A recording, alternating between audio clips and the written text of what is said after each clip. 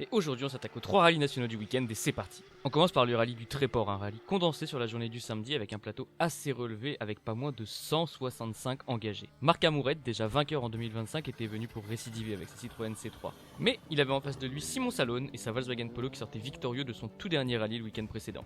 Et porté par la fougue de la jeunesse puisqu'il n'a que 19 ans, Simon Salone, accompagné de Paul Erengel, prend la plus haute marche du podium avec 4,6 secondes d'avance sur Amourette.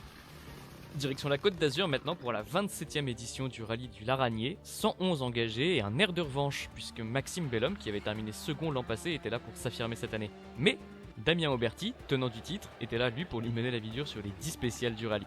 Et les deux Skoda se sont vraiment livrés une vraie bataille tout le week-end. Mais forcément, à la fin il y a toujours un vainqueur et un vaincu, et cette fois-ci encore, Maxime Bellhomme devra se contenter de la seconde place, laissant Damien Auberti et Jean-François Gastinel s'imposer pour leur tout premier rallye de la saison.